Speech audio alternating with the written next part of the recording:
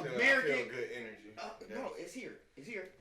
American Gangster, bro, is what I feel like is Reasonable Doubt 2. I feel like out of all of Jay-Z's catalogs, if we was ever going to get a Reasonable Doubt 2, it would be American Gangster because it literally could show a level up from the streets to the corporate. And so I think he wasn't even intending that to be for American Gangster. He probably was going. I think he was going to call it American Reasonable Doubt 2. I think he was going to do that. I ain't taking that. You know why? What's up? Though American Gangster is near a classic, it's an amazing album. Mm-hmm. That was the makeup for what Kingdom Come was. But that's what I'm saying. That's what I'm saying. What does any rapper do when he wants to make up for a bad album? Give it to me. Guess what he does? Part 2. Hold on. Hold on. I'm about to take you something you don't remember. Then I'm gonna take you something you don't remember. Come on, man. Give it to me. After Kingdom Come came out, he was supposed to drop Blueprint 3. He even came out with the Swagger Like Us Part 2, and it was him, Andre 3000. I came out with a Swagger Like Us Part 2. It's a him. It was him, Jeezy. I never heard it. It ain't come out. I don't think it came out. It was him, Jeezy. No, because I remember it was Nas. a snippet. I thought it was a snippet. Him, Jeezy, Nas. I didn't even know it was a Swagger Like Us Part 2. It was a snippet. Listen, it was Jay-Z, Jeezy, Nas, and Andre 3000. Swagger Like Us 2. Because if you look at the credits, Swagger Like Us 1 is Jay-Z and T.I. featuring Lil Wayne and Kanye West. You know what I'm saying? Where did you see that at, B? Man, look. I'm a hip-hop head, bro. I'm a hip-hop head, bro. I'm not going to hold you, bro. I remember the talks. All over the blogs.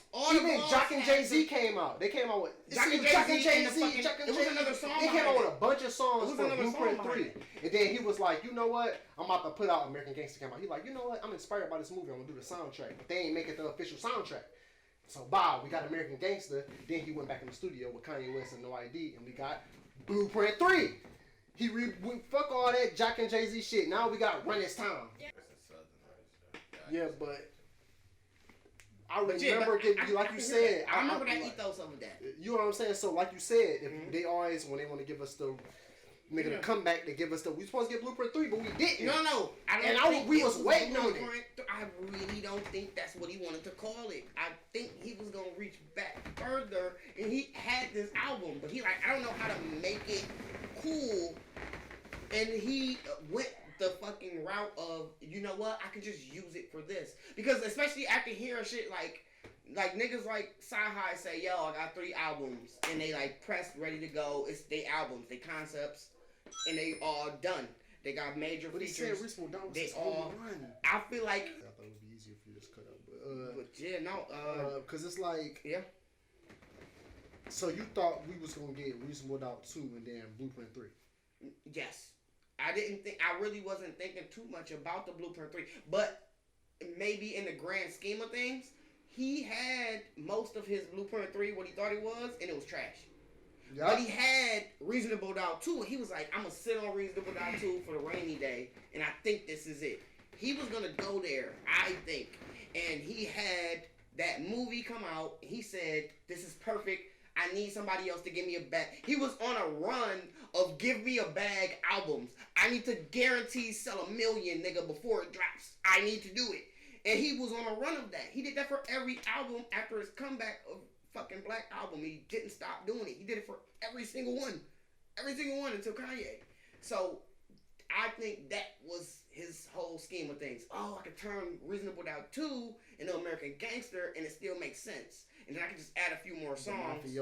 Make it sound like it's for this. From the 80s. 100%. I can see that. You can't get back into that bag. Though I disagree, I will, to end this segment, I'm going to say this. Mm-hmm. Blueprint 3 is one of those albums that stuck with me in my teenage year. My going into adulthood, coming into adulthood. I really didn't understand it until that period. You know what I'm saying? Blueprint 3 was one of those ones like, yo, I might gotta bang all 3, bro, to live to become an adult. You know what I'm saying? I need to bang all blueprints, man. And when I feel them a different way, like Blueprint 3 gotta hit you different when you got like $1 million in the bank or something. You know what I'm saying? Like if you're sitting on at least $1 million, that kind of. Hold on, what you said? What? You ain't heard Run This Town? Yeah, I heard Run This Town. Like, I ain't just take time out to listen to Jay-Z album. Understood. Like, I probably heard Blueprint 3. It's probably gonna just be the shit that was spun on the radio. So would you say you prefer like singles to albums? Like, do you listen to whole projects most of the time? Like, I'll listen to a whole project. Like maybe once or twice. What do you prefer though? Like in your personal, what do you? Because me personally, if your album ain't cohesive, come on, man. All right, perfect example, Migos. I feel like they got a classic album. However, I'm only looking for them for singles. You know what I'm saying? Nigga, give me 4 singles off your album that I can bang, nigga. That's a go. If I look at somebody like Kendrick Lamar, I don't care about your singles, bro. You can give me 1 okay single. I'm looking for that album, and that bitch you better tell me a whole story, bring me through that whole bitch, make me cry, make me, you know what I'm saying? Make me stand up. Like I said, it's just like the artist. I guess the artist that like. What was the last album that you like lived with? Like, what was the last thing that you just decided?